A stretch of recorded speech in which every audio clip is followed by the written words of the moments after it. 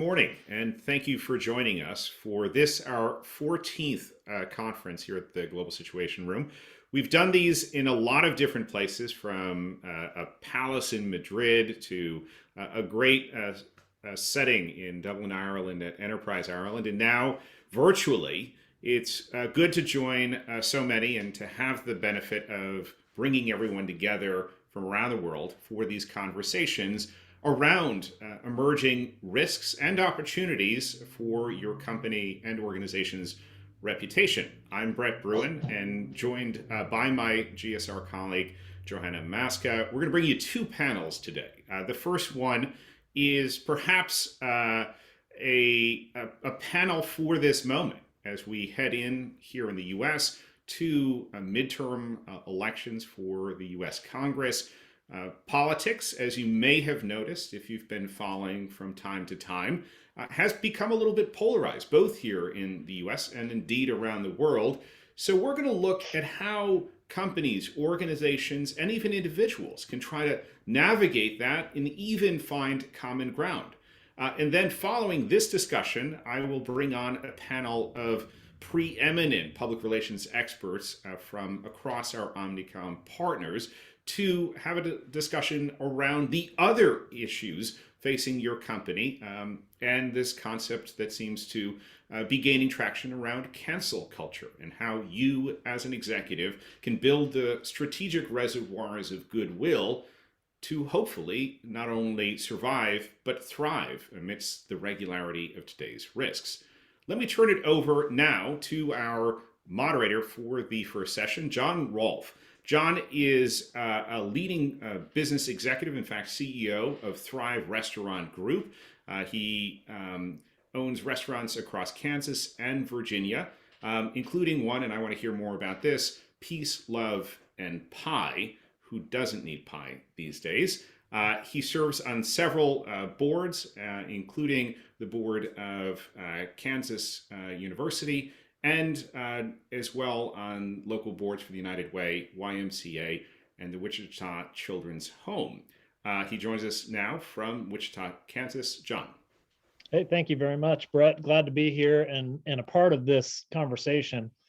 If I do this right, you won't remember much of me. We have four superstars here, four people that have been in the room where it happens, as we heard in Alexander Hamilton, four emerging leaders really in both parties. We have two Republicans, two Democrats, I think three different White Houses represented inside of this group. And we all are, as Jerron coined the other day, exennials, part Generation X, probably part millennial. And we're coming from that perspective. And so let's hear from the panelists here today. And we'll go around and introduce ourselves real quick. So Alyssa, can you give us a quick introduction? Yes, thanks so much, John. So Alyssa, Farah, great to meet you all. Thank you for being here. Wish it was in person, but virtual will do. I am currently managing director of Merrimack, Potomac, and Charles, a strategic consultancy based in DC, but I'm also the former White House communications director under Donald Trump, former Pentagon press secretary, former press secretary to Vice President Mike Pence. I'm also currently a CNN political analyst, and I am a visiting fellow at the Georgetown Institute of Politics. Wonderful, thank you. Kristal? Good morning, and thank you for having me. My name is Kristal Knight, and I am a Democratic strategist. I'm also the former political director for Priorities USA, the founding executive director for Emerge Tennessee. I'm also a frequent guest commentator on Fox News, and I'm a current fellow with the German Marshall Fund. Thank you very much. Jerron. Hey, thank you, and appreciate your leadership, John. My name is Jerron Smith. Currently, in 2 weeks, I'm announcing as a partner at Denton's Global Advisors. I spent the last year running a nonprofit called the Center for Advancing Opportunity as the executive director. But from 2017 to 2020, I served in the Trump administration in a number of different roles as Deputy Assistant to the President for Domestic Policy, as well as a Special Assistant to the President for Legislative Affairs. I also spent 10 years on Capitol Hill working in Republican leadership, as well as a senior advisor to Senator Tim Scott, and looking forward to participating in this panel. And an excellent beard for a father of twins. To play with when you hold them. Johanna. I know that any father or mother of twins has their jobs cut out for them. So really grateful for everyone joining us today. I am Johanna Maska. I'm CEO of Global Situation Room. I was raised in Galesburg, Illinois, a town that lost manufacturing. So our crises in this country are very personal to me. I went to the University of Kansas. I got involved in state politics before I got on the upstart campaign of a little known Senator Barack Hussein Obama when people told us there was no chance he would be president. I worked with him for 8 years. I traveled to more than 40 countries. I was his director of press advance, and as such anticipated risks and did everything I could to minimize them. So really thrilled to be here with colleagues who have White House experience and analyze where we are today. All right, these are our expert exennials. There's some alliteration with the X's for you. So let's start. Everybody knows it's an election year. We just crossed over in the calendar. There's inflation. There's still a pandemic. There's the possibility of war. There's work from home. There's childcare issues that everybody's facing. I know this panel generally assumes, or what we're seeing from polling is that there's likely to be a transfer of power in the legislative branch. We also recognize that it looks like polarization will get worse before it gets better. So as you look at this year ahead and you think about what these companies might be facing, what might you say to them as they look at this election year and what to expect? Well, John, I'll jump in. I think you're absolutely right. I think all expectations are Republicans will take back the House of Representatives. The Senate is a bit of a toss-up. But what that kind of presents is during a very polarized time, I actually think there's benefit to divided government. It sort of forces both the executive branch and the legislature to say, hey, we have to work with the other side. It's not an option to just ram things through. So I would expect, obviously the overarching issues going into 2022 and 2024 are going to be the economy. So the role that inflation plays, rising fuel prices, but obviously the ongoing pandemic, how businesses are navigating that, how, personally we're all navigating that, some of us on the call are parents. And that's going to be the biggest open question, I think, going into 2024 is, are we in a better place, or do we want to shake it up and have new leadership because we feel like those two primary areas have not improved? Thank you, Alyssa. I would add to that, I think businesses need to be aware of the sentiment in this country. Before the last election, the last presidential election, Democracy Fund did a poll and found that more than 30% of both people on both sides of the aisle thought that political violence was okay in certain situations. We have a situation in America where we have seen our media organizations really take a hit financially. Subsequently, it is an era of clickbait. So the headlines are more polarizing. This has only gotten worse. Our numbers are showing that people still believe that political violence is okay, and there's a distrust in systems. That is troubling for any democracy worldwide, but it is very troubling in this year where we will see both primary challenges and general election challenges, and the real chance for violence in our streets and in our communities. And that is absolutely a risk to our businesses, not to mention all of the other risks that we are facing. So I think businesses need to be thinking strategically about how they are actually contributing to conversations in a way of bringing people together. I like to piggyback off of what Johanna said. I think that the private sector and businesses can play a huge role in helping unite the country. I think for the issues that we're talking about around inflation, around opportunity and jobs, is really an area where the private sector can lead and maybe challenge our political leadership to work together. It's not out of the realm of possibility, even in divided government. I'm serving in the House and the Senate, as well in the White House. I saw the ability to work on issues like criminal justice reform, the ability to work on issues such as the opioid pandemic. And so dealing with COVID, dealing with these inflation issues, if we have leadership from the private sector pushing our elected leadership to work together, you'll get some changes. And we were only able to do those reforms because we had great coalitions from the right and the left and private sector businesses that were willing to put their differences aside and find common ground. And so I think there's some hope out there for all of us, but we're certainly going to need the help of your leadership to help bring this country on the right course and continue to work together. And I'll just add to that. I think that we're in a small legislative window where this administration and this president has the opportunity to pass something that will help turn around whatever the potential outcome of the midterm elections are. And I'm talking about Build Back Better specifically, but regardless of whatever happens with that piece of legislation, I think businesses will have to adjust to whatever the legislative reality is in their respective states and figure out, based upon who comes into power or loses power, how does that affect their business sector? What does that mean for, their tax status or a number of different issues that businesses have to think about? And so the big thing that I'm leaving, this point about is really just the adjustment. How do you adjust based upon what happens in November, moving forward in a positive way for your business?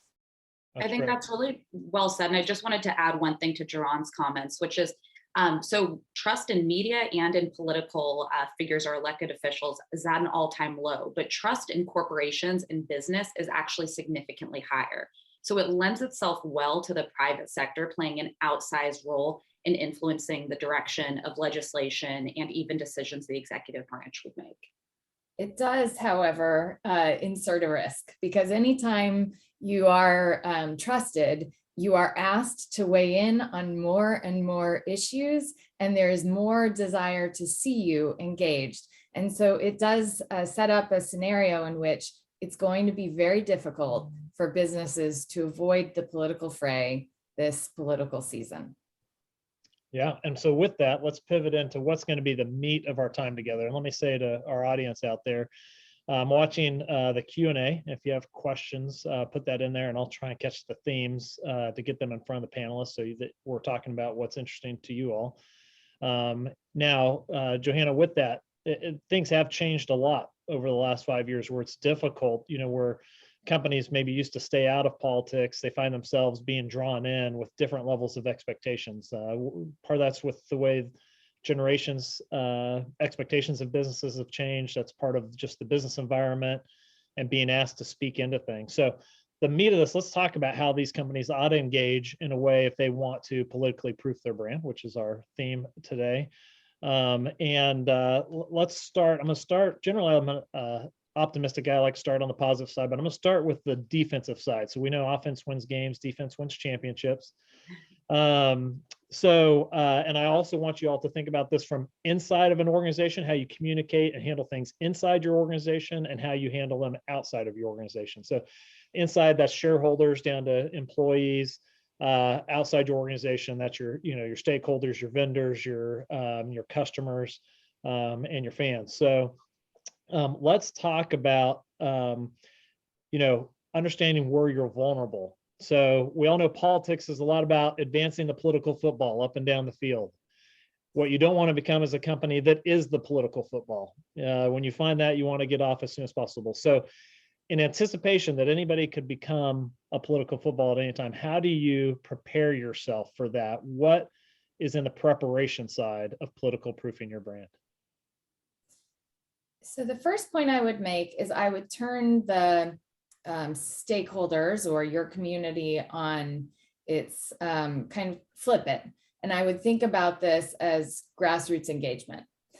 Your employees are the most important constituency you can engage. There are a lot of opinions and a lot of frustrations and things that people are feeling because we've been in the middle of a global pandemic for now 2 years.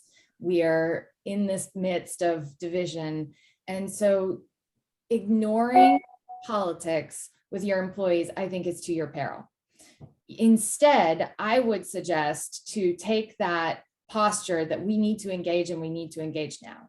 We need to get people talking to one another, and not about the teams we're rooting for, but about the issues that are affecting Americans and how we can actually come together and solve problems for here and around the globe. I'm of the mindset that businesses solve problems, that's what they're set to do. And if we are solving problems for the world, we're solving problems for billions of people. And there are plenty of problems that exist, including more than 1 billion people without house, without clean water, without the basic necessities they need to lead. I am also of the mindset that right now we are in fighting with each other, cannibalizing our country's capabilities instead of looking at the problems that we need to solve. So my suggestion for every company is to actually engage in town hall formats with your employees, talking about issues that matter to your companies, and give a channel, a vehicle for people's engagement so that they can get involved in really solving problems instead of just rooting for teams.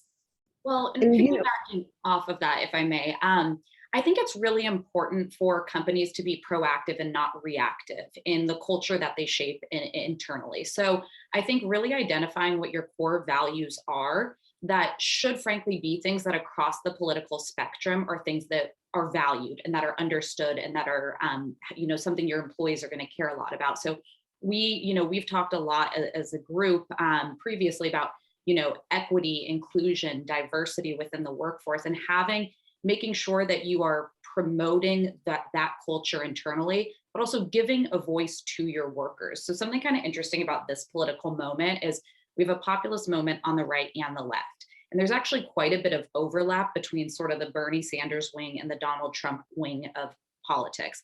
And one of the biggest factors in that, I would say, is the giving a voice to the undervalued American worker.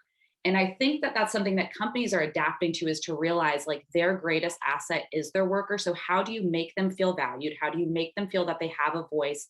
And in a time that our economy is shifting, that our technology is shifting, that they are valued and a critical part of who you are as a company. So having that discussion, I think, is very important, and not being reactive about it. I also think that's a great point, Alyssa. I also think I want to draw a line between something that Johanna stated about, constituencies, and really bring in this outside grassroots groups as well.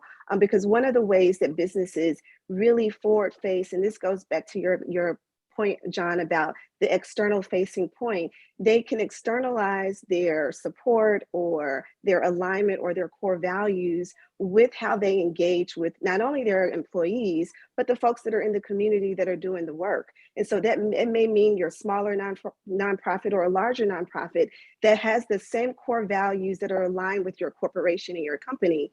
And that's a way that you not only signal to the outside world, but you signal to your employees that whatever your core value is, this is how we are engaging with it with other groups. This is how we're engaging with it with outside organizations who are very mission driven on that specific core value. And so that's just a way to cross those lines, or to tie, the lines of communication, not only internally, but externally, and what you're signaling to the larger public about your corporation or organization. Yeah, and I'm just going to say, I'm going to echo a little bit of what everyone else has said, but just really hammer in on this whole subject around one, knowing what your vision and your core values are, and then two, know that in meeting with your constituencies and your stakeholders and your employees, what they're doing is, and listening to them is a key aspect of that. Being able to build that trust in this environment of polarization. There isn't any trust. And so building trust amongst your employees allows for you with the vision to then go out and begin to build trust based off of those core values with people on the opposite side. And then you can find out what are the common denominators that we all have in common. I like to always start with the ultimate common denominator around America, which is the human factor. We all care about some core things like raising our family and getting the best that we can for our families and for our communities. And solutions is the thing that people want to see today. After kind of understanding those core values, your vision, and then understanding what people think and understanding the differences, then you can maybe recommend solutions to help move forward. But you have to build that trust. And building trust with people on both sides is also important. I want you all to know that there's so much diversity within Congress and so much diversity within these state houses. I wouldn't pay so much attention to the polarization that you may see on the news, because in talking to a lot of different members of Congress on both sides, I found that many of them have a lot of things in common. And we only talk about the things we don't have in common because it's sexy for the news. But in reality, there's a lot we have in common, and we can focus on those things with the help of your leadership. Like that, being sexy for the news. We'll have to remember that one. That's a good soundbite. Yeah, so I'm going to repeat back a little bit of what I hear. I hear you guys saying it's important to know what you're for. A lot of politics is defined on what you're against these days, but I'd also comment that knowing the age group that we're all coming from, generally a lot of the research is showing that younger people want companies to be for something. Kristal, to your point about saying co-branding with like-minded nonprofits and moving the needle forward. So that's great advice. Now, what happens when you find yourself as the political football? So you've done some preparation, you've listened, you've tried to build a culture of trust internally. You've defined what your values are. What happens when you find yourself in the midst of politics, not by your own choosing? Well, I would say don't give up, for one. I've watched issue sets fail a lot before they actually got over the finish line. You can take criminal justice reform, for example. We probably had a lot more negative articles around trying to get something done. A lot of hits on both sides about one side working with President Trump, the other side not doing enough to actually deal with the issues of criminal justice. But ultimately, because we stayed focused on the issue at hand, we were able to succeed in passing a piece of legislation that everyone supports. And so you're going to have some ups and downs at times, but it's being consistent with the values that you care about. That's why it's so important to focus on what's your mission, what's the value prop that actually brings everyone together. And then when you hit those rocky moments, focusing on whatever your value prop or your comparative advantage or your vision is what brings you back to fruition towards what's the goal and what's the opportunity. And you fight for that. And I think people understand that when you're trying to fight for a righteous goal, in this case around criminal justice, it was allowing for a lot of individuals to get second chances. And we were able to accomplish the goal of reducing recidivism rates for federal prisoners. It was once 30%, now it's at 11%. And I think that's how we tackle these issues. You have to be consistent, focused on the things that bring us all together. And in the end, I'm hopeful that you get across the finish line. And I would want to, I think that's very well said, Jaron. Offer a bit of a word of caution, though. I think that what we've all agreed on in this panel is identifying your core values, investing in them, making them known, building the outside support for that within your company. I would say a slightly different thing would be engaging proactively in politics, capital P, inserting a position on something that may be happening in the political spectrum. That can be a very good thing, but it can be a very risky thing. And what I generally advise companies is you don't need to weigh into things that are not germane to your industry. Right. It opens you up to so much exposure and potential criticism. So, we all remember the famous Pepsi ad with Kendall Jenner, where she's like supposed to be making some kind of a point about, social justice. And it fell flat. It made no sense. You're a soda company. On the other hand, if they wanted to weigh in on childhood obesity, or if they wanted to engage in the space about, having healthier food options and food deserts, that would be a space that is germane to their industry and to what they do. And they may have unique and helpful insights into it. So that's one thing I'd say. Always engage on things that are core values as Americans or even globally, inclusion, diversity, equity, human rights. Those things are never going to backfire for you. But I would caution against engaging in politics that there's no reason to even insert yourself into necessarily. But I'd love to hear others' perspectives. Yeah, I would add on to that, Alyssa, just having the conversation. A lot of times leaders are afraid of, what do people think in my organization? I don't want to, think differently based upon someone's political lens or their view. And really, when we're trying to serve our customers, when we're trying to be the best business leaders that we can, or the best organization that we can, we have to welcome the diversity of thought. We have to welcome the diversity of opinion. And so that ultimately will help you move towards whatever your, your greater goal that you're trying to reach in your organization. But a lot of times folks just have, a C-suite conversation, and people, who are really in the weeds doing the work, they don't get the input that really is needed to make those final decisions that are made at those higher levels. And so I really want to just encourage folks to have the conversation, not just at the highest levels of the organization, but the folks that are really going to be impacted by the decisions that the organization is making in their day-to-day, task, or whatever it is, the output that you're assuming for the customer, because those are the folks who are going to be the forward-facing people, most likely around, different topics of that nature. Yeah. And I would add, our firm, Global Situation Room, does crisis communications. So we are often given situations in which someone has become a political football. We try to work with organizations before that on crisis simulations so that you're actually prepared for something like this. And we see a lot of the same mistakes every time when you do a simulation. A lot of times you're asked a question and you respond on the same terms. So, my colleague Brett, who will be on later, often says, if you're asked about, why someone said the sky is purple, and you respond with the sky's not purple, you're still talking about the sky and it being purple, instead of talking about your values and what you stand for. I think the other thing that we caution and we try to prepare people for is, look, a crisis will happen. You will be called into question about your values, your moral stance, and any stance that you take will be questioned.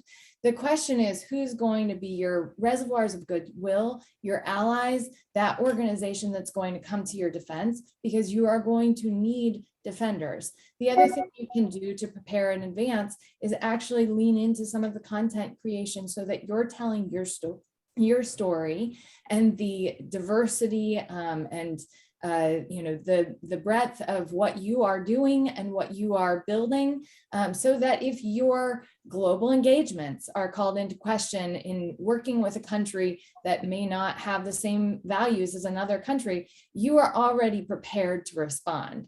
So I think thinking through this early and thinking that this will happen instead of could happen is probably the right way to prepare for this year. Can I add one more piece? Because I think to what my colleague Alyssa was saying about germaneness, and what we've talked about as it relates to PR, I think is also extremely important to actually do things. What are you actually doing as an organization that's actually moving the needle? And how can you leverage that core capability that your company offers?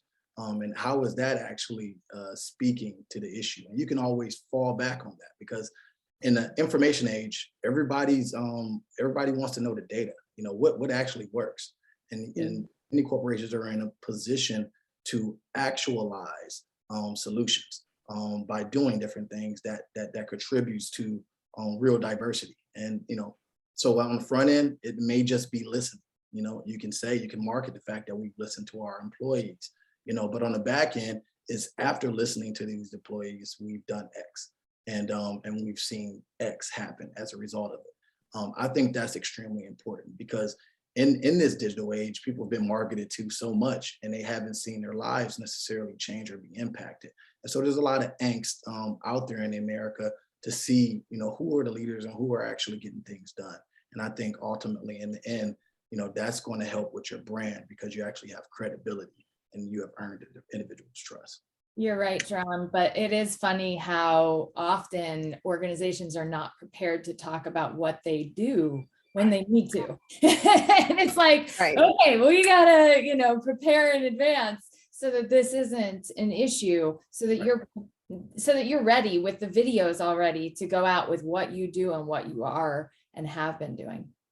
And I want to just add something to that. I think that's really good, Jerron, that you talked about, what are you actually going to do? I want to take it a step further and say, share that. When you talk about data, you talk about moving the needle. We saw in 2020, many organizations stated that they were going to hire a chief diversity officer. They were going to invest in organizations that were engaged in social justice or some form of, racial justice. Well, if they did it, that's great, but the public doesn't know. And so sharing that data is just as important as doing the work, because if you're putting out these public statements about standing in solidarity with movements that are happening, these massive movements that are happening across the world, but you're not following up with what we actually did and what we actually accomplished, meaning the data that we gathered, the data that we collected from taking this bold action, then it's for naught. It's you did it, and internally you feel good. It's a warm and fuzzy feeling, but the public wants to know. People want to know that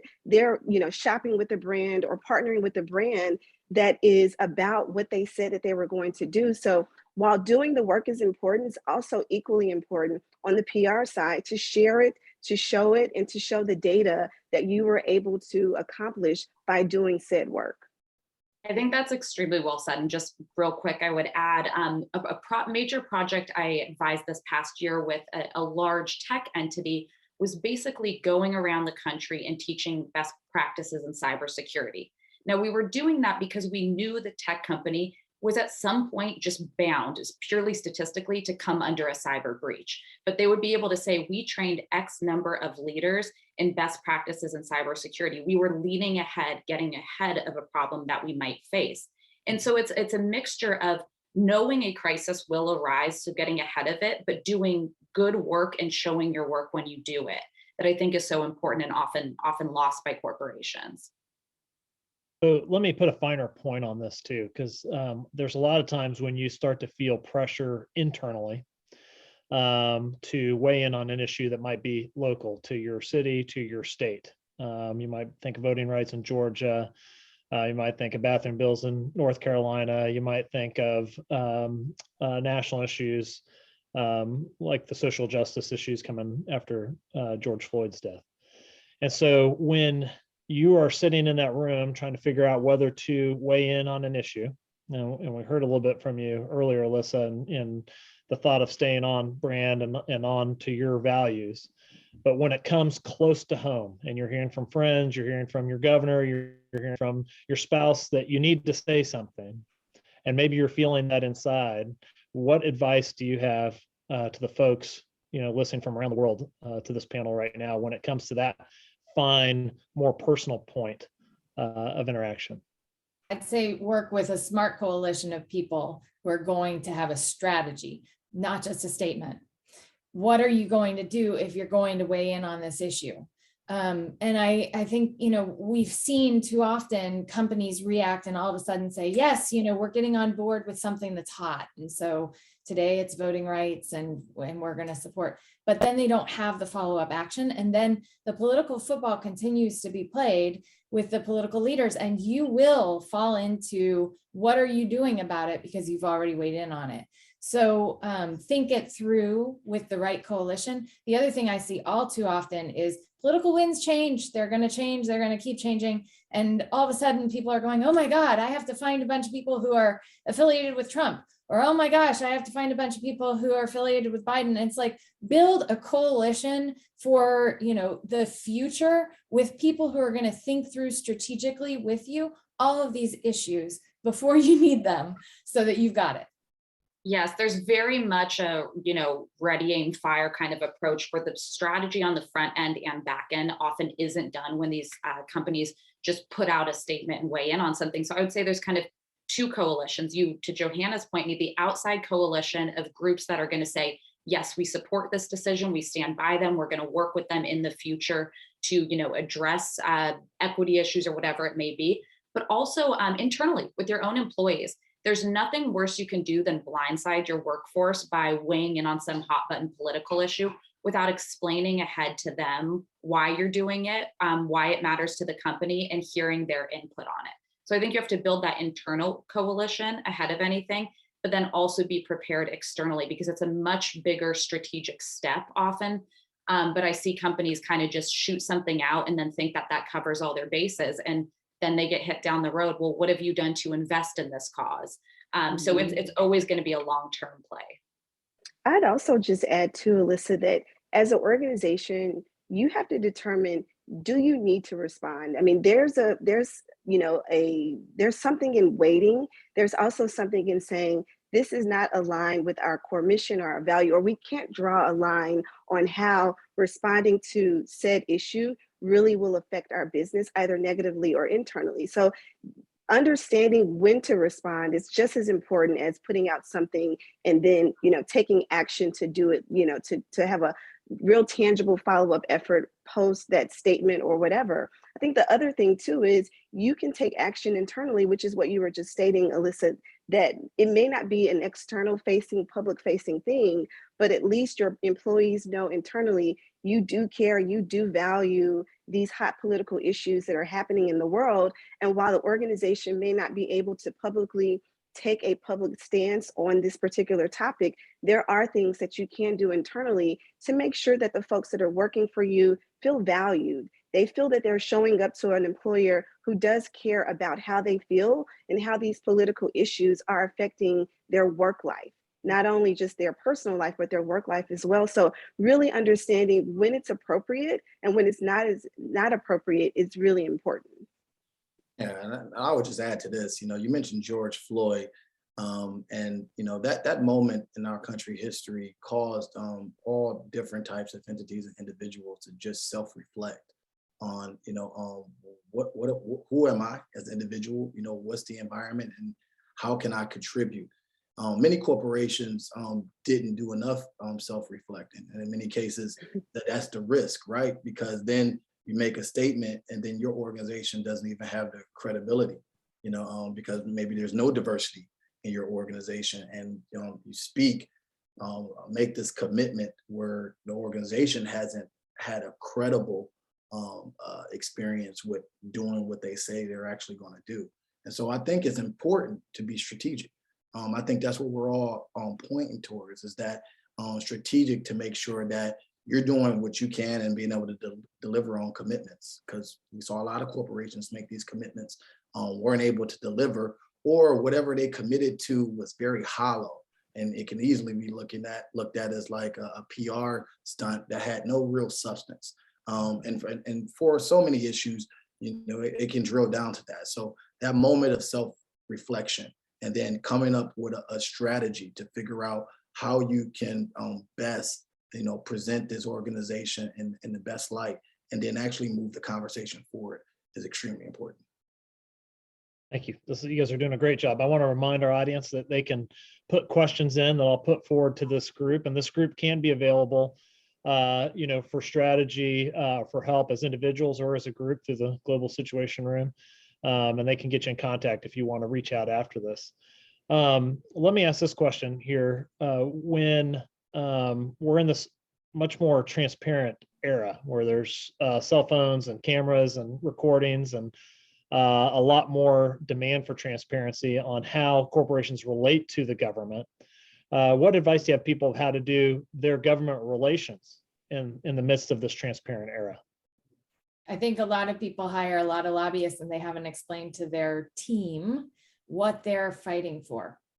And that sets them up for the questions of trust when they become the political football, because somebody doesn't want to pass a bill that has something that's a wish list from some, lobbyist. And John, I know you and I have talked about this quite a bit.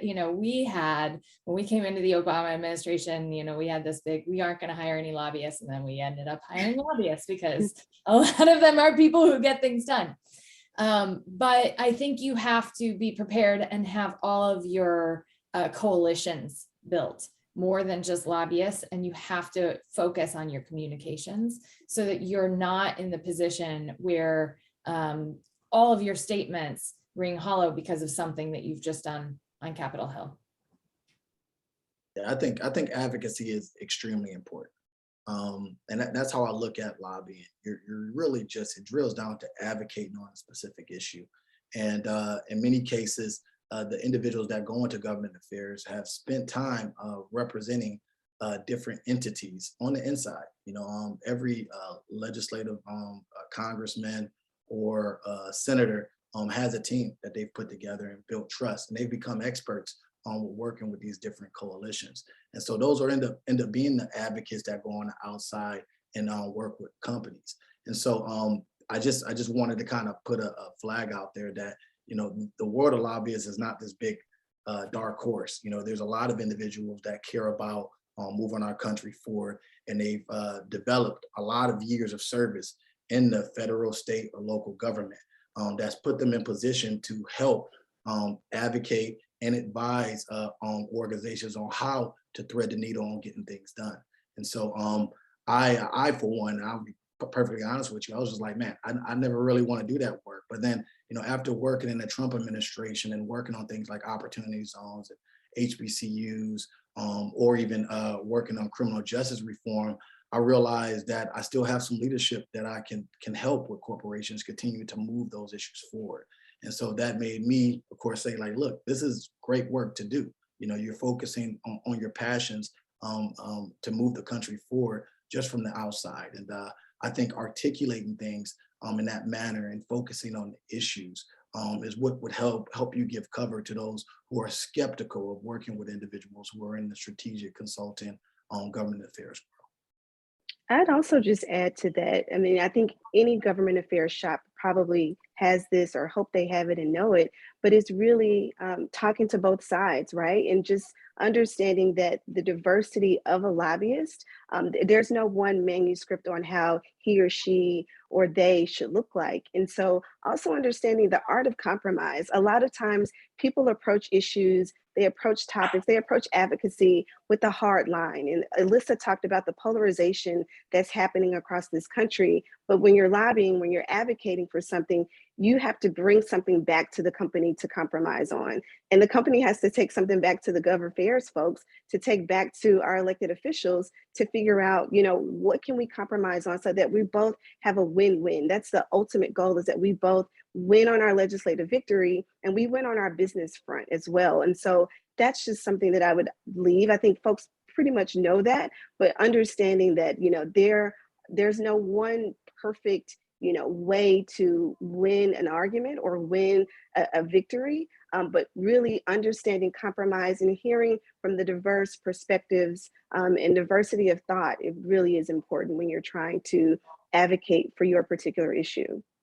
And just real quick, because I know we're short on time, but I think, lobbying becomes kind of this dirty word, but I actually think a good government affairs shop can be one of the most effective tools for change. I worked on Capitol Hill for a long time for more than a dozen Republican members of Congress who were among the more hard-line officials. But then I remember going to the executive branch, seeing that the lobbyists who came in that actually got things done were working as much with Republicans, to John's point, as they were with Democrats. I actually think they can be very significant tools for change, and business can be that driver on Capitol Hill. If you just leave it purely to the elected politicians, there's little incentive for them to get things done across the aisle. It's that outside push from business that really gets things done. Great answers. We got 2 minutes left-ish, and I've had a theme of a question coming through here real quick. So we've talked about what it's like internal to the organization, to the C-suite folks. We have a lot of audience members who are on the outside of those, trying to figure out, how do I attach to an organization? How do I align with an organization from the outside? How do I help that organization stay on point? 30-second answers on advice to groups who are working on good issues and wanting to partner with the business community. Yeah. I think you have to have a value add to the organization that is going to be aligned with their mission. And a lot of nonprofit organizations just kind of throw it all up. Like, people who are looking for allies and paid leave are going to every single kind of a company, where you need to be more laser focused. Another question that I've seen in the chat, John, and I know 30 seconds, but it is the question of how can you be focused? You've got to use simple language. That is the one thing that I think Trump and Obama actually both did. They used simple language that people can relate to, and they sold their case or their vision for the future. I think we need to do a lot more to unify in this vision for the future. But I think that if you have a simple pitch with a a value add to an organization, you're going to stand a lot better chance to be one of their coalition for the future. I think everything, Johanna, you just stated is absolutely true. I just want to add something really quickly. It's just going to foundations, going to if the organization has a foundation, if they have a CSR arm, a corporate social responsibility arm, really trying to understand what have they been investing in before, who have they partnered with before, and does my organization have any alignment with whatever their values or their core goals are? And if it's something new that you're attempting to introduce, specifically to Johanna's point, what is the value add if I'm trying to introduce this organization or this corporation to care about a new topic because it's important to the environment or it's important to the community that we're living and serving in? Yeah, I think that's very well said. There's got to be a value add, but businesses do need to partner with advocacy groups. That's been a theme throughout this whole discussion is when they hit a crisis, the relationships with these outside groups are invaluable to them. So making that clear to the businesses as you're approaching them, this is how we align with your mission. This is what we could offer you. This is what we could collaboratively do together. Yep, and I'll say real quick, it's just credibility. On whatever partners or advocates you choose to work with, ensure that they're credible, because people can sell you on a lot of different things, but proof is in the pudding. And one thing I like to say about this group, we all have a credible background and focus on getting things done. Yeah. So, a great panel leaves you wanting more. And man, I could sit and just listen to y'all for a lot longer. I want to give you a chance for any final comments you want to make. What I've heard is that there's a lot of magic in preparation. One, in thinking about the soul of your company. What are you for? Who are you? Communicating that internally and building trust. Then thinking about where you're vulnerable and doing some crisis management. And then building alliances outside of your organization across both parties and with people trying to do good in the world. And so, again, this group is here and can help you think through all those scenarios as individuals or as a group. But 15 seconds. The one thing, what I love about this is there's about 100 issues that got thrown here and we could have different opinions on. Everybody on this panel wants to see America be better, better than how they found it. So in 15 seconds, as a ex-Ennial, as someone that's deeply involved in the politics of America, what final thoughts might you share with the people watching? So I can kick that off. One, building trust is important. Two, being very intentional. Three, having credibility. And then four, this encompasses having a strategy to connect and get things done. And I'll follow. That sounded like a preacher. I don't have 4 points, but what I will say is America is looking to corporations to lead. What we're seeing right now in politics are folks fighting across the aisle because they want, the American public to believe that their way is the only way to get anything done and anything accomplished in this country. And so now we're left to, looking to business leaders, looking to corporations, to organizations, to grassroots advocacy groups to lead us into the next generation, into the future. And we can only do this if we're willing to listen to the other side. And so that's one of the things that I'm really hoping folks take away from this conversation is no matter where you fall and where you are, lead with dignity, lead with integrity, and make sure that whatever you're doing and whatever you're outputting, that you're including a diverse group of conversations and a diverse group of thought around those particular ideas and policies. Very well said. And I'm going to steal a line that Jaron used in the beginning, which is the one thing we all have in common is we're humans, and our humanity and the things that we care about, there's more in common that we all have than that we don't have in common. So I think you'll never regret getting ahead of potential pitfalls by defining your core values and uniting around things that are just universally trusted, important, serious issues. That doesn't mean you might not get pulled into the political fray, but if you're standing behind, equity, inclusion, diversity, investing in workers, that's only going to benefit you in the long term. I just want to thank again my co-panelists who always enlighten me on everything. I would say, having been in the White House, and we all have had these meetings at the highest level. We've flown on Air Force One, on Marine helicopters. You realize that no one president is going to solve all our problems. It's a false promise. And our press coverage is such that you might believe that they are wholly responsible or wholly capable of solving all our problems. And that is just a false narrative. We have to break that cycle. And the only way we will break that cycle is if we, our businesses, our community organizations, we come together and we ask for more from our politicians. And so I just want to leave everyone with the sense that you can do something at your organization. Do not feel helpless. Don't doom scroll, act, work on our problems, focus on solutions, and we together could change our future. And I believe become the America that we should, which is one that embraces our differences and moves forward to solve problems for billions of people, for the world, and has more moral clarity as we do so. Wonderful. Love that spirit. Love all of you. Thank you for your service to our country and what you do and making yourselves available today. And with that, I'm going to turn it back over to Brett for the second half of today's group. But thank each of you very much. There's a grand round of applause going on for you out there in the cyber. Thank you, John. Thank you to a fantastic panel and really a great and timely discussion. I'd like to virtually bring on our next panel, and good to see all of you popping up on the screen. Again, for those who weren't on at the beginning of Situation Room X, I'm Brett Bruin from the Global Situation Room.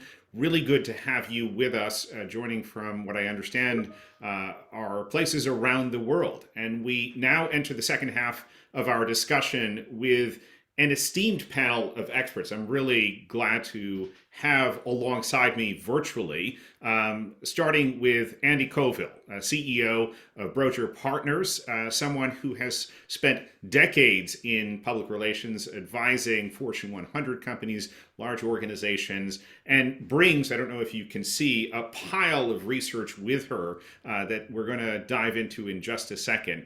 From our partner agency, Porter Novelli, Conroy Boxhill, who I believe is in Atlanta, runs reputation management for Porter Novelli, along with a whole lot of other things, and has just been a fabulous thought partner and someone who's on the cutting edge of public relations trends. A lot of the issues that the prior panel brought up.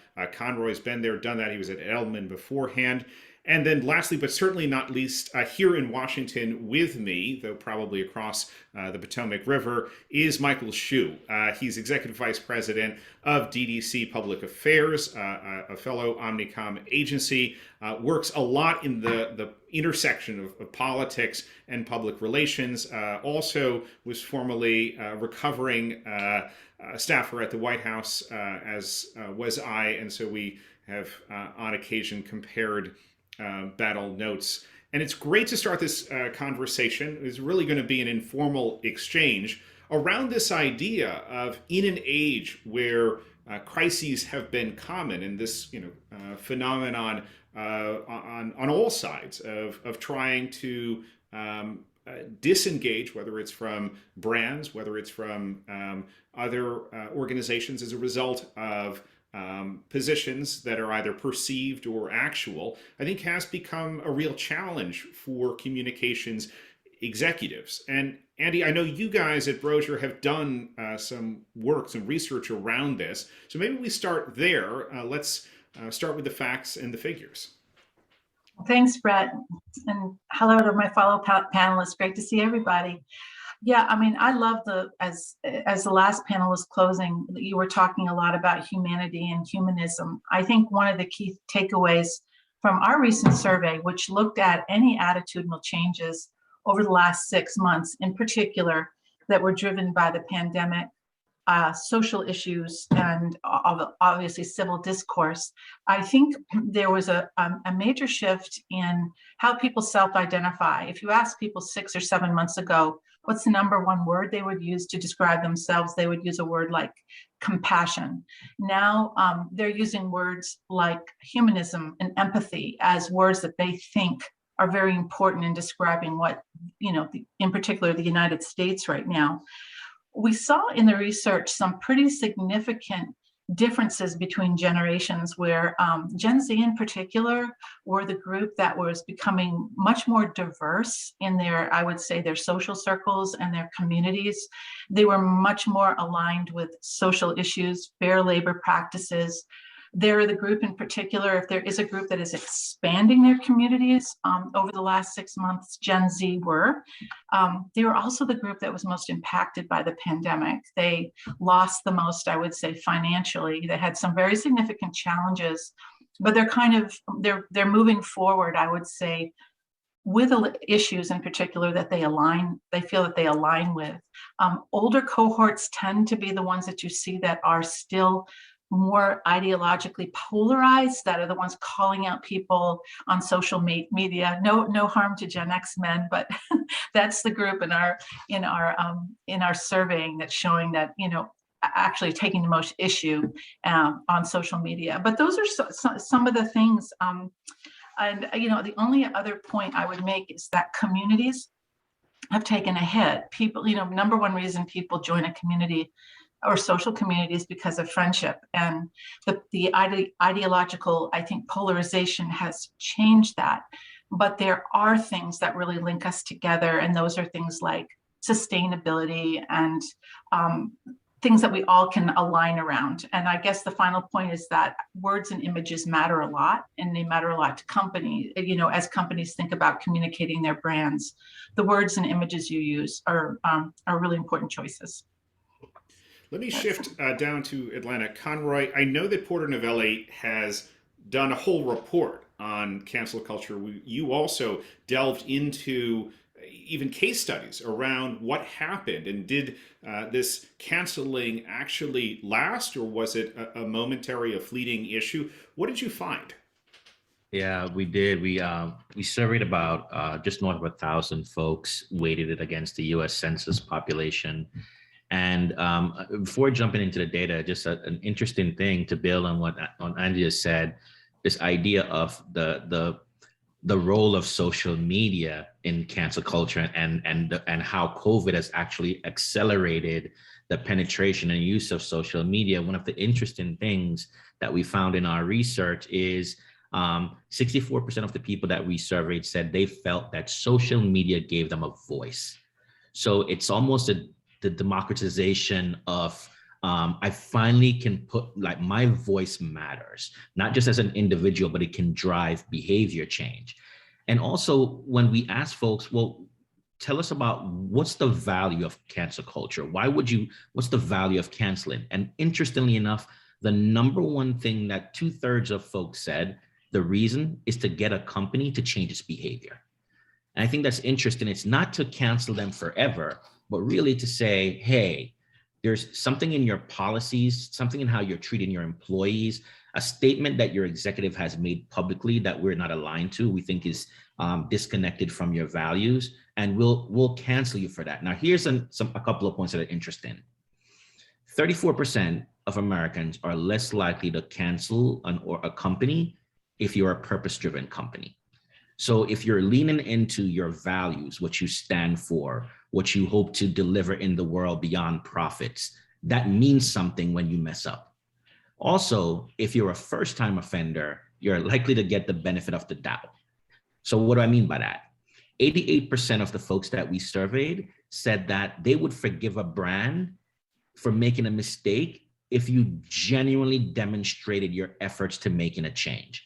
So I believe it was on the earlier panel, Brett, where we heard one of the panelists talk about behavior, about what you do. And a big thing that we believe at Porter Novelli is when what you do does not match what you say, you create a gap. And if you don't fill that gap with solutions, then your stakeholders are going to fill it for you, and oftentimes with unflattering perspectives. So that's a couple of highlights, Brett. Happy to dive in more, but just wanted to set the tone on the research. No, and that's a really interesting point, because it reminds me, I had a conversation for my PR News column with the head of communications at the NAACP.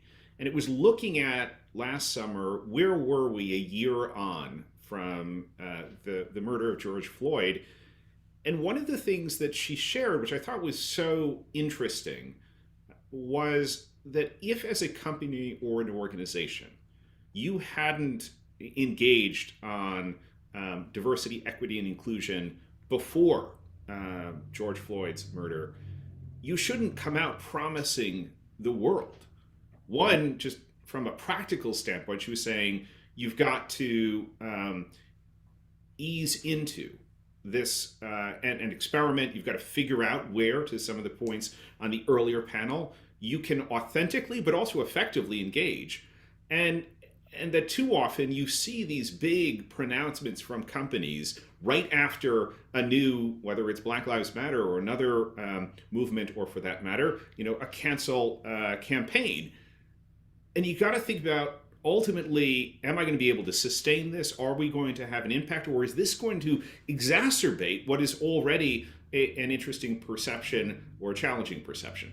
Michael, shifting over to your Zoom box, and you've got a lot of experience working on what the last panel was talking about, is how do I find that common ground between the minefield of partisan politics here? What are some of the strategies that you've seen used effectively to not step on those proverbial mines? Yeah, no, I mean, and thanks, Brett. And it sort of reflects some of the things that the earlier panel said, which is, one, you've got to be honest about where you want to go, but you have to be honest about where you are right now, right?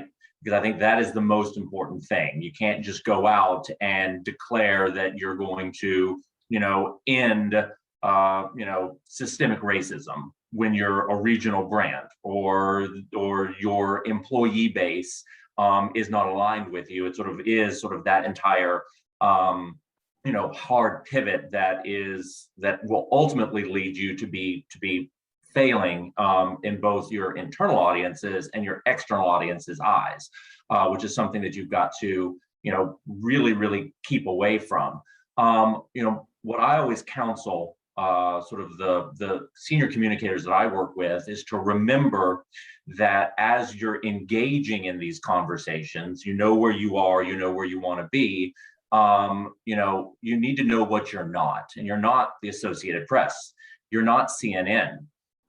You need to be able to define sort of what it is you're going to do over the long term as it relates to communicating about things that are happening across the country.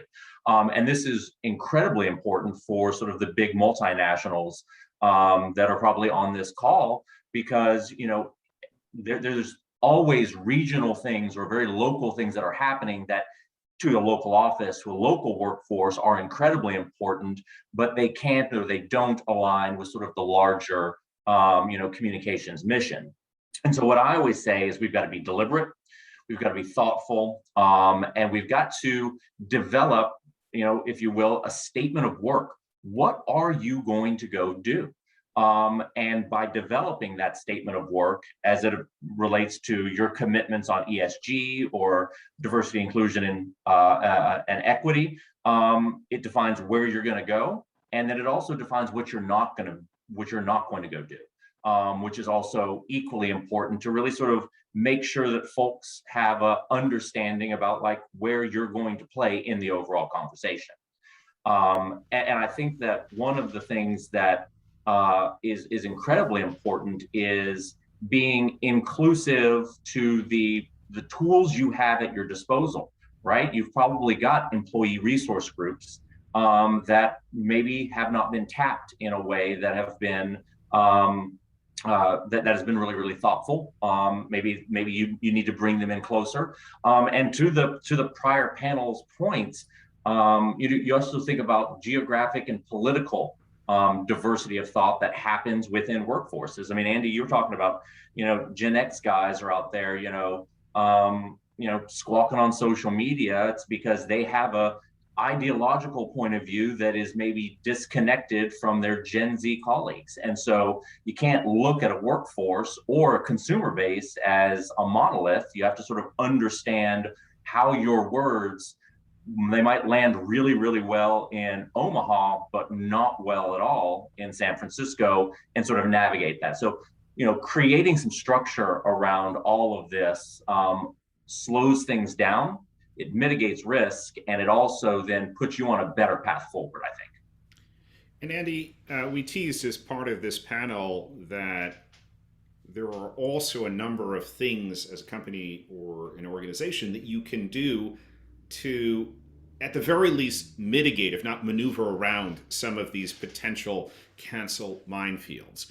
Could you, and you can whisper it if you want, share some of the secret strategic sauce of what companies are doing these days, what your clients are doing these days to better not just inoculate themselves, but be agile, be adaptive, and to, as I like to say, fill those reservoirs of strategic goodwill? Yeah, Brett, I think, and also Michael, just building on what you said, I think companies do realize that their employee base is comprised of is different generations with different ideologies. And those ideologies are really wrapped up in people's identities. Identity has almost become ideology for certain groups. So I think companies are wrestling with how do we make sure that all opinions, all viewpoints are respected. We're not playing to one particular cohort in our company, but we're creating ways to create linkages where they haven't existed before. So I think I see a lot of the client companies we work with, they're doing in-depth really interviews with their employees, no matter how small or large, it could be 10,000 employees.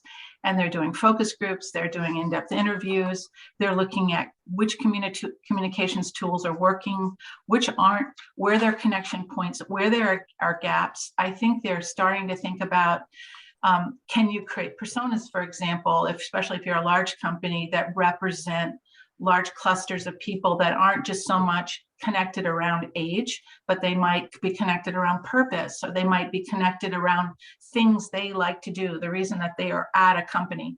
And sometimes those reasons for being part of something are what connect you much more than what generation you're part of. So I think we're beginning to see a lot of looking at that, and then trying to be very creative in creating forums to bring people together. I'm seeing a big trend toward especially cause-related engagement outside. So once a purpose platform is delivered, I think companies are being very committed to a program that allows their employees to engage in a couple of big ways throughout the next calendar year. But they're learning. I don't think anybody thinks they have the answers. Conroy, from your vantage point, what works ahead of time, not just in the moment of crisis, but what are some of the best practices that you can share about where companies are able to have that forgivability factor? I think it starts with understanding I like to say the equation I like to use is if you understand your what and your why, then you get to your how, right? And so, that's part of the preparation work. The work that's done up front is the what is like, really, what are you trying to do? What are you trying to accomplish? And how does that expressed in your values? Then how are you living that?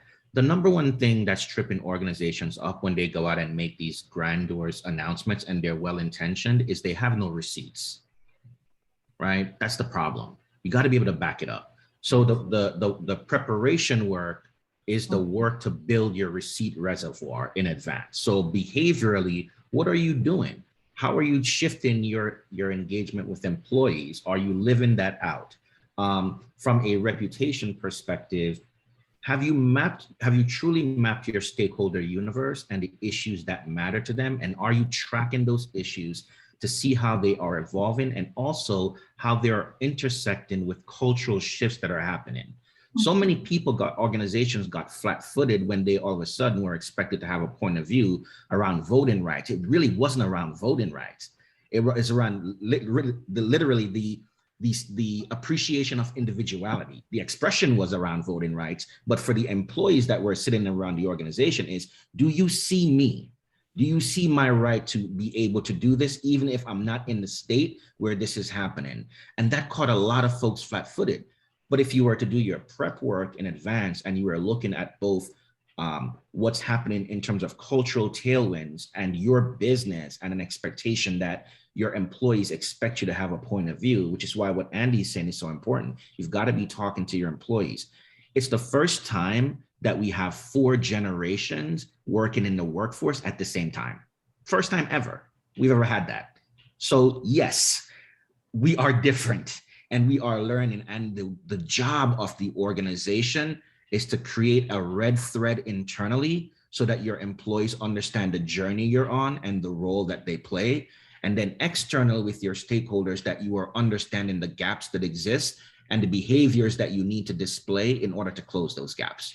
That would be my counsel. That's what I'm saying. I really want to take an indelible ink marker and emphasize the point you made about risk indicators. And often I think what we see is companies say, oh, right, this year we're going to focus on, and then fill in sort of the list of 3 top priorities for social impact, for purpose.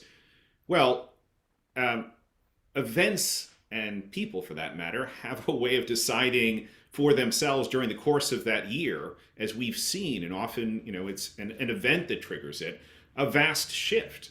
And so if you're not keeping tabs on it, and our point often is you can see the emergence of many of these issues, and that, I think, blindness to what's happening, not just in your sector or in your space, but really we've got to step back. We got to broaden the aperture of what you are keeping tabs on, because clearly, as we've seen, it can rudely intersect with your well-laid plans.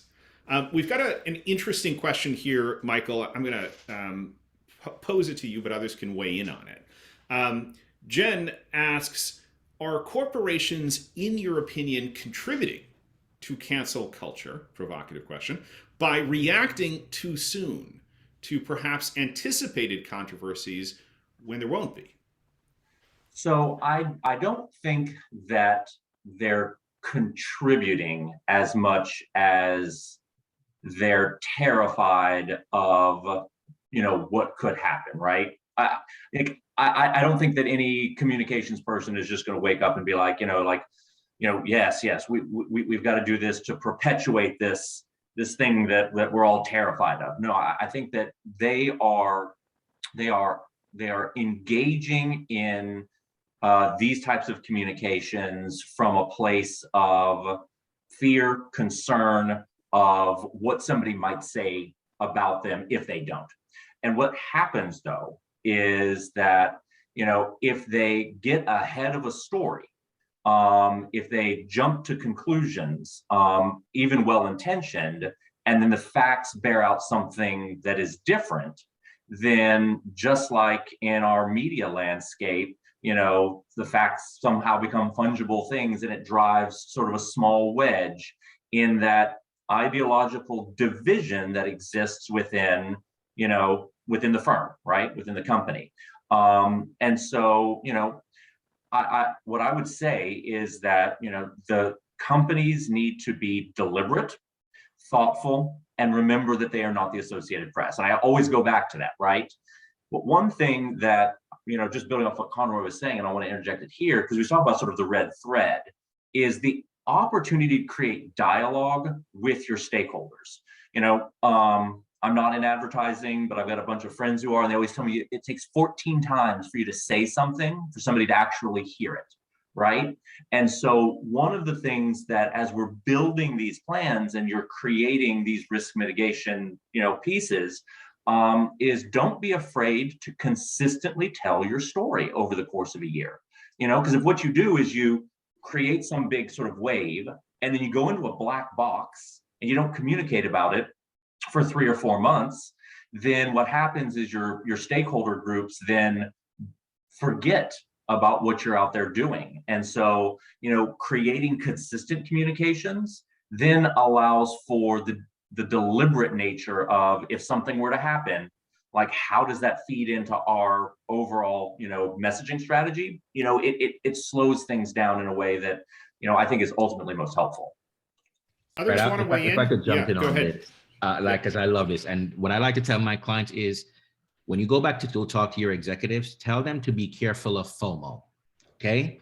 Because they got a Google alert, they saw a story on CNN, they feel like they need to jump in and have a say. And I think we always have to understand that you're part of an ecosystem.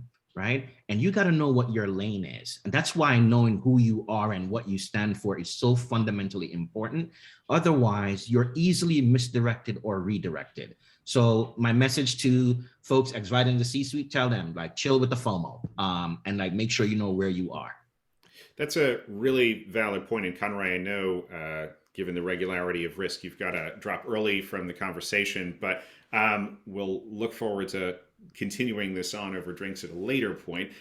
I think key issue you raise here reminds me of one that a Diageo executive had shared. They came in when I was in the Foreign Service and gave us sort of a communication strategy crash course. And it's to the points that were raised before, you've got to stand for something, because otherwise, exactly what you described, I'm watching CNN or Fox, I see something, we should take a stand, versus if you know who you are and you've established that publicly also. I think that's another important point, because many times we work with companies, they know who they are. If you look online, I'm not sure that I could decipher it well, you know, apart from the occasional statement. But Andy, I mean, to that point, what are some other tactics as a company that I can use to really project, these are the positions I am taking a meaningful stand on, and maybe also how do I do that jujitsu move of, you know, this is really my lane, my territory. One of the things, Brett, that was so interesting we found in the last survey was, like, over the 6 months, where people have been worried about money, they've been worried about health, they've been worried about mental health, physical health, spending time with friends and family. The number one issue that went to the top of the list was getting reliable information. So whether you're an employee in a company or you're a consumer or you're reading whatever you read, I think there is a real opportunity for companies to, you know, I love the point you were making. I think Conroy was making about getting out too early, or you were, Michael. I think it was you, Michael, that just saying, don't get out too early. Like, when you speak to something that is really true and is very credible and is linked to what you do as a business, and what is linked to what your consumers or your shareholders are telling you. Because the more you speak on behalf of what you know, which is what you do, what you produce, what you manufacture, what you research, that's authentic to people. You know, it isn't authentic if you go really, and right now people, they're not really moving out of a lot of their perceptions. They kind of want to. The younger people, I think, are a little bit more open to change.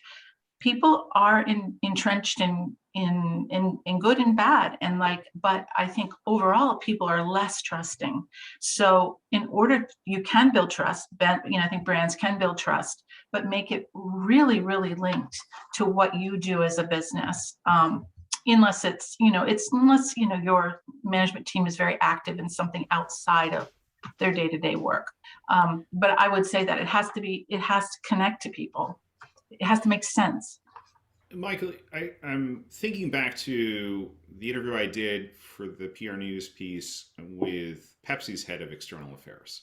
And he described to me what Pepsi did in the wake of Black Lives Matter, which was they already had relationships with the National Urban League. They had relationships at a local level with organizations, religious, community, otherwise, and they activated them. And he said that was sort of our competitive advantage when it came to being able to move out faster and go farther. So, I mean, in Washington here, and I know folks are coming at this from different perspectives, but you've got a lot of experience in including with local engagement, how those relationships and identifying ahead of time, I'm going to need these people, not maybe for my day-to-day, but if something around this vulnerability is exploited, these are the folks and the organizations that I need to know. Yeah, no, I mean, if you go knocking at the door of a influential third party group the day after national news is broken, you're too late, right?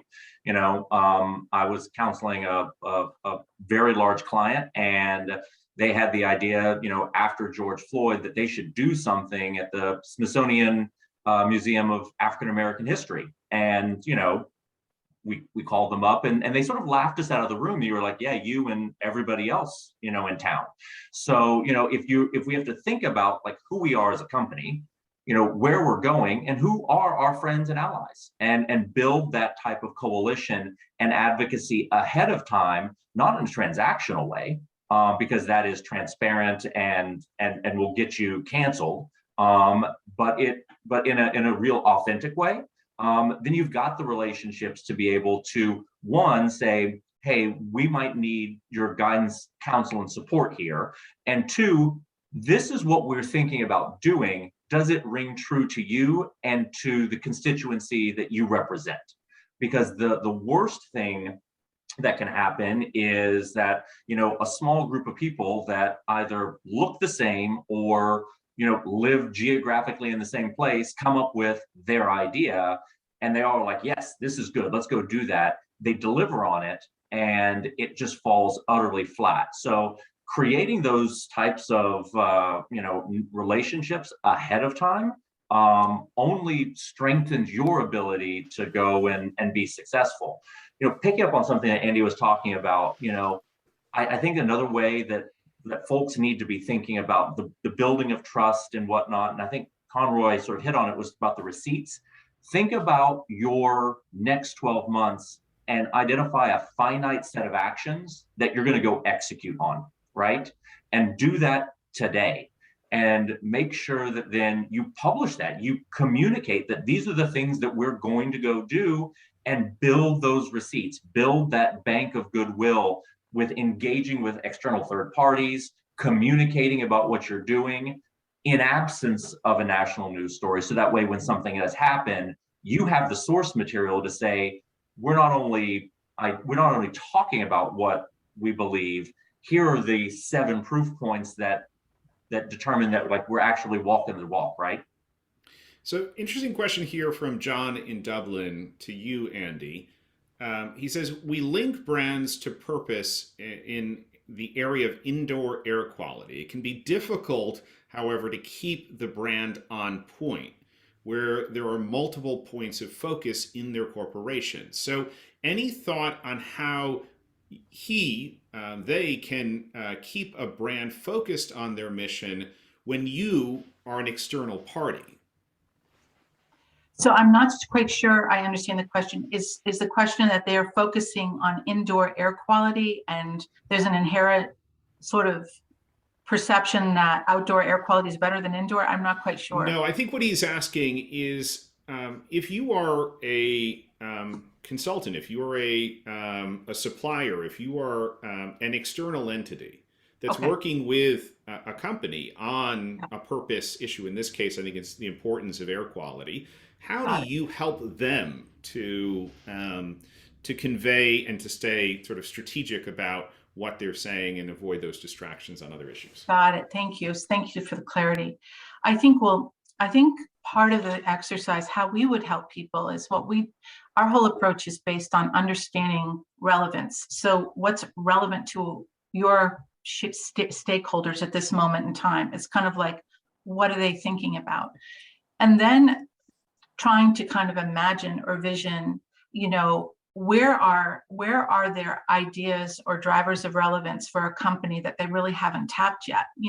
Certain companies really emphasize in their messaging maybe data points about all the reasons, that indoor air quality is important, for example, but kind of maybe tapping into things like, have you discovered everything you need to know about how people value air quality? Like, what are their personal values that are attached to that? Have you thought about all of the communities that you hadn't thought of before, both online and offline, that might be connected to that issue? And then, basically, how does air quality make a human being feel? So you're kind of looking at where you are at this moment in time, and then going through an exercise of thinking, how can I make what I do more relevant to the people that really need to care about this? And it really helps you shape your messaging, and you can get as narrow or as focused as you want, or as broad as you want. And I think that it's very important, even if it's impossible to maybe achieve, to have people articulate what their vision is for something. Like, where do you want to be 5 years from now? Why is that important? And you can kind of come together in the middle. Anyway, that's a little bit of how we approach it. No, and it's a really valid issue to raise this idea that Yeah. you often, I think we talk about purpose as this somewhat vague concept. But how do we start to actually quantify, calculate, and both for our own purposes, but as well, and Andy, I know this is an area of focus that we and Brozier have been collaborating on, is let's actually measure this stuff. Because if we just continue to say, hey, we're doing good things and you should give us points for that, at some point the consumer, the stakeholders, as well as potentially even the shareholders, are going to be like, yeah, I mean, you've been spending a lot of money on doing this good stuff. What am I getting for it? Conrad, good to see you back. And I am going to put you on the spot, and then Michael, coming to you with this. What are we going to see in 2022 when it comes to major reputational risk? If I'm here in my home office or my luxurious actual office, what am I not paying attention to? Because it was raised before. I think, in fact, you were the one who raised it. As one of the commanders I served with in Iraq was fond of saying, you can be so focused on the problem, you miss the threat. And I think we've noticed that several times, whether it was with COVID, Black Lives Matter, a whole series of issues. What should I be paying attention to now? So I believe in the power of threes. So I'm going to give you three things. Okay. First is 2022 will be the year of the employee. And you started to see that last year. The employee, so a couple of things have happened why that's important. One is you saw employees shift to activists in the last year. Their voice is much more vocal. They're a much more focused audience to organizations than they were before because of the war on talent. And because of that war on talent and so many people moving around, companies are offering up stock options. They're offering up part ownership, all types of incentives to get folks that are talented to come on board. Those make employees owners. So it changes the role and the level of influence that they can have and will have on your organization. So that's number one. I feel like it's the year of the employee. Number two, I believe that this year is when receipts are going to be called due. So what do I mean by that? There's been a little bit of, hey, right after George Floyd, you made this announcement. How are things going? I think you're going to see a much more intentional ask around show me, don't tell me what you've done and let me know how you've adjusted. And then the third thing I would say is that we're shifting from the voice of the brand to the voice of the company, because that is going to matter more. Because more and more people have figured out, okay, you're the brand, but who owns you? Do you have a parent company and what are they up to? So if you've been sitting on the sideline and you've been deflecting to your brands to take the heat, get ready. Those are my three, Brett. All right, Michael, over to you. Yeah, so to tee off the three, right? Because it's always a good, you need three legs to have a good stool, right? One is, I've been talking for a while about what I call the inversion. And it kind of goes to sort of the year of the employee, but really what it is that the way that you've been able to go and live your life and engage with brands, engage with friends, and whatnot has been fundamentally changed over the last 2 years. And those who have been powerless previously are now significantly more powerful. If you think about cultural minorities, employees, the individual at the grocery store, right? Like all of those folks are significantly more powerful because they found their voice in a strong way, and it's creating a lot of tension. And I think that it's changing sort of who controls society in a meaningful way that then really is going to reverberate through sort of to our politics in a big way. Two is we've got elections this year. It's not 2024 yet, but 2022 is going to be ugly. And there are going to be demands on companies to either communicate about elections and veer into sort of that gray zone between politics and policy that is going to, spark crises. You think about, PAC giving, political giving on the corporate side, a corporate executive who tweets, retweets, or simply likes something that somebody on the left or the right then finds it anathema, and it creates crises. So we're probably see a lot of mini crises as it relates to the overall election, which will be nothing compared to 2024. And the third, it's receipts due, but I actually think it's going to be receipts due on the environmental commitments that people have made, because climate change has been a long-standing source of greenwashing. That happens every year, and I actually think that a lot of receipts are going to be due around a number of those things, but the environment's going to be sort of top of mind for this cycle. Andy, last word to you. Oh, I don't have three things, but I maybe have one. And just listening to all the comments, I think it's very easy for people or companies to kind of get paralyzed as they move forward. I think, it's really is a time of uncertainty. But I think it's also really important to remember you don't have to throw out everything about what you know and you do as you move forward. And, part of the great companies that innovate, why they've been able to innovate is they just stay really close to their customers and their constituents, and they ask them and they talk to them, and they're able to adjust and imagine and test and dream and create new ideas. So it doesn't, a lot of what makes companies and brands and leaders great remain great. You don't have to throw out everything. It doesn't, so I think that, innovation, I would just say, stay close to your employees and stay close to your customers, and that will give you great insight into how you move forward. Well, I know we're over time, so I'm going to cut my third, and I'll give you two. The first one is disinformation. It's getting more dangerous. It's not just, in the political space, and we have seen it. It is more sophisticated. It's obviously on a much larger scale. Pay attention to disinformation. Figure out how your company is going to disprove. We talk about cyber attacks these days. The ability to insert malicious content, including fake emails, fake photos, even fake videos into your content, that is increasingly going to be a vulnerability that I think companies need to pay attention to. My second one, it's going to be the year of the small stuff. Hopefully, we're all going back in some form of whatever the new normal is. One, don't look at resetting to where we were 2 years ago. You've got to simulate, how has the world changed? How have all of us changed? How are we going to interact? And it's the small stuff. It is, the interpersonal issues that are going to blow up into big viral moments for companies. So be ready for that. On behalf of all of the panelists, I want to thank you for joining us for the past couple hours. It has been a just fantastic discussion. We're going to make it available online in bits, in bytes. You're going to be able to get access to this wisdom, to share it, and to pass it on. I am very much looking forward to welcoming all of you into our new offices in Old Town Alexandria here in the great Commonwealth of Virginia. We've got a situation room, which is currently being renovated, and we can do this in person next time. Very excited about that. Once again, thank you for joining us for our 14th conference. It's been a blast, and we will be in touch online and on social media. Thank you.